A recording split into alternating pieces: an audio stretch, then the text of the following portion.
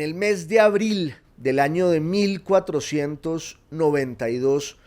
ocurre una reunión que va a cambiar la historia. El encuentro de dos personajes que van a marcar todo lo que vendrá después y hasta nuestros días. Por un lado, la reina Isabel de Castilla, dueña y señora de esa herencia de los Trastámara que va a ser determinante en la lucha final de los cristianos españoles contra los musulmanes españoles, en eso que se llama la Reconquista, y que es una larguísima confrontación entre esas dos religiones que ocupaban la península ibérica junto con el judaísmo, que en ese año, en enero de 1492, también va a ser expulsado, purgado de la península ibérica. Por un lado, entonces, estaba Isabel de Castilla y al frente un navegante italiano, o más bien genovés,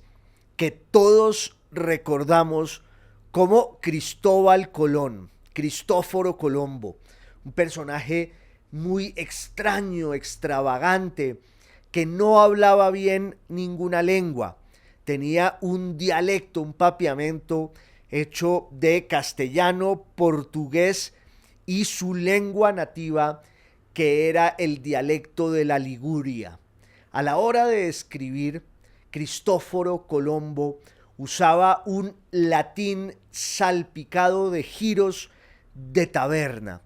que era la escuela que él había tenido en la vida. Los bares, los barcos que frecuentó desde muy joven de la mano de uno de sus tíos laneros que lo llevó por todos los mares de Europa, por el mar Mediterráneo, por el Atlántico, por el mar del norte. Cristóbal Colón tenía una obsesión, que era llegar al oriente navegando por el occidente, llegar al levante navegando por el poniente. Tenía en su poder las cartas de un erudito florentino italiano, Paolo de Toscanelli, que le había prometido que uno podía seguir la ruta del mar cerrado, del mar Atlántico, e iba a llegar a la China, al Japón y sobre todo a la India, a esas islas de las especierías cuyo camino de alguna manera se había cerrado porque en 1453 los turcos, los otomanos musulmanes, habían conquistado Constantinopla y habían establecido una serie de peajes muy duros para los comerciantes y navegantes y exploradores europeos, cristianos y occidentales. Ya los portugueses estaban obsesionados con bordear el continente africano y encontrar algún día por ese camino el paso hacia el oriente. Pero la obsesión de Cristóbal Colón era navegar por el occidente. Quiso proponerle ese plan al rey de Portugal, Juan II, que era heredero de esa tradición de los grandes astrónomos y navegantes portugueses. Era la tradición, entre otras cosas, de Enrique el Navegante, que propició el proyecto de explorar toda el África hacia el sur para encontrar algún día ese paso que luego se llamará el de la Buena Esperanza. Cristóbal Colón conoció a su esposa en Portugal, Filipa Perestrelo, que era la hija de un navegante también muy conectado, y entonces Colón llega a la corte portuguesa,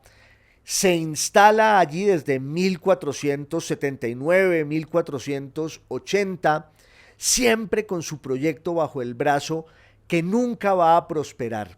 y en 1485 decide irse a Castilla. Encuentra en ese reino una cantidad de mecenas y benefactores, entre ellos Antonio de Márchena, un clérigo que lo contacta con Hernando de Talavera, el confesor de la reina, que es quien lo introduce en la corte de Isabel, que muy pronto crea una comisión de sabios para que evalúen los planes y delirios de ese italiano que ha prometido llegar al oriente navegando por el occidente. Esa comisión en la Universidad de Salamanca va a dictaminar en 1491 que Colón está equivocado, que sus cálculos no coinciden con la realidad geográfica y astronómica del mundo. Pero en enero de 1492 todo cambia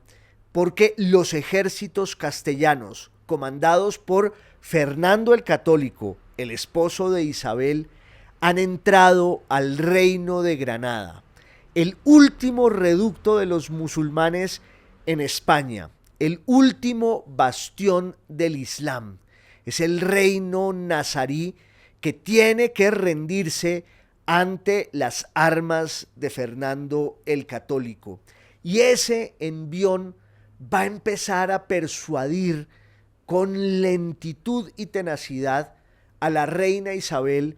de que de pronto ha llegado el momento de darle la bendición, el espaldarazo al navegante italiano, a Cristóbal Colón, que además no necesitaba plata de la reina Isabel para desmontar ese mito de que ella salió a empeñar sus joyas para financiar a este gigoló genovés que le proponía una quimera. No, Colón ya tenía la financiación de su viaje porque además tenía el apoyo de Luis de Santángel, el gran jefe financiero del reino de Aragón, que era un judío converso y que le dijo: yo le doy la plata que usted necesite para ese viaje. Pero Colón necesitaba